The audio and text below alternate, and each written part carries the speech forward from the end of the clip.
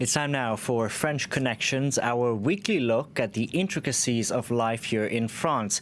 This week, we're going to focus on domestic violence against women. This isn't something specific to France, but there has been mounting outrage over the number of women killed by their partners or former partners. That's right. Sadly, there's nothing new about domestic violence in France, which is violence conjugale. It's our word du jour. But this certainly has been in the spotlight recently here in France. It seems like there is mounting outrage that is part of a broader awakening that we're seeing in France over the plight of women. There's a collective effort by associations for battered women, experts, the government, the media, to raise awareness about the issue and stop the indifference.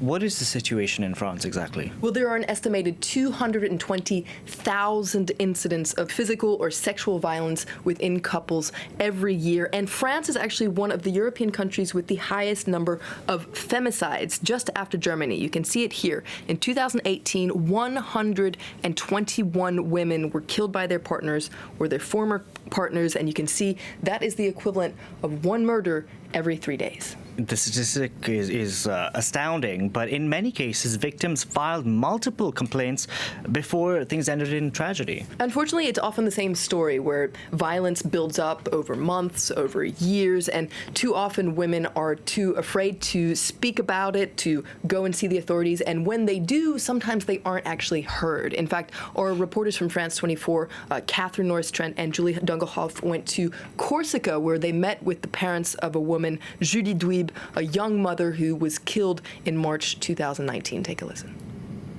Je pense qu'au minimum, elle a fait entre 6 et 7 plaintes. Ils me posent des questions, quand, comment, où, à quelle heure. Voilà, après, c'est eux. Ils ne donnent pas de solution. Voilà.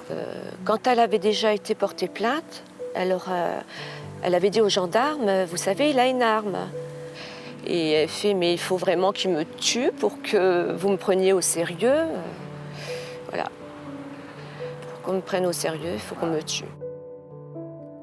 Now, there are measures out there to protect battered women, laws, restraining orders, emergency telephone lines to alert the police, a special hotline, but clearly, Flo, the system isn't working. Now, keep in mind, there are competent officials out there who are well trained, but it's not systematic or consistent. It's kind of the luck of the draw. In fact, the president, Emmanuel Macron, witnessed this firsthand while visiting the office of this hotline. You can see the number there, 3919. It's a domestic violence hotline that's been around since 2014.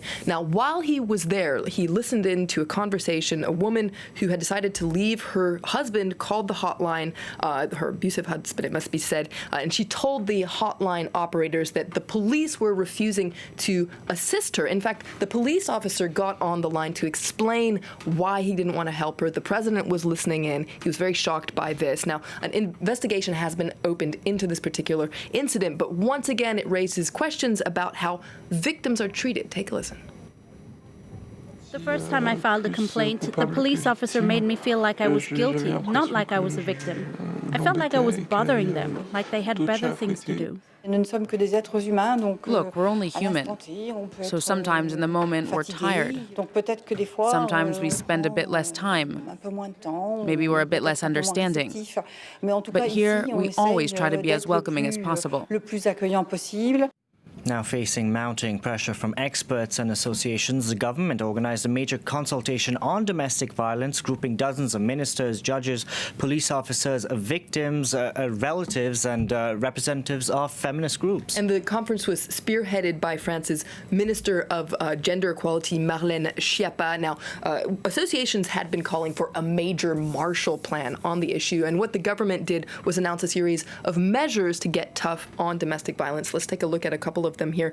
They want to create 1,000 new places in shelters for the victims of domestic violence, the wide-scale use of electronic bracelets to prevent domestic violence offenders from approaching their victims. They also want to make it easier for battered women to file a complaint, a criminal complaint, for instance, directly from a hospital. And then also, and this is a major issue, to train police and authorities to better identify cases of domestic abuse. Indeed. Now, other measures include removing parental visitation extraction rights from offenders and fast-tracking legal proceedings. That's right. The idea is to accelerate the justice system by designating specific and specialized investigating judges and prosecutors. Now, what's interesting is many people in France look at what's happening in neighboring Spain as an example that we should follow here, because the issue of fighting domestic violence has been a national priority in Spain for over a decade, and special judges have been trained there with the power to process suspected cases of domestic violence within 72 hours. So it's a much quicker system. And clearly the system in Spain is working because the number of women killed has dropped 40% in the last 10 years. So people in France say this is the example we should be following. Now, feminist groups here in France have welcomed the government's recent efforts to tackle the issue, but point out that what's actually needed is money, is government funds. We can talk all we want about this issue, but no major change will happen without a major investment. We need to change the mentalities and behavior of 60 million people in this country. Piling on measures won't do that.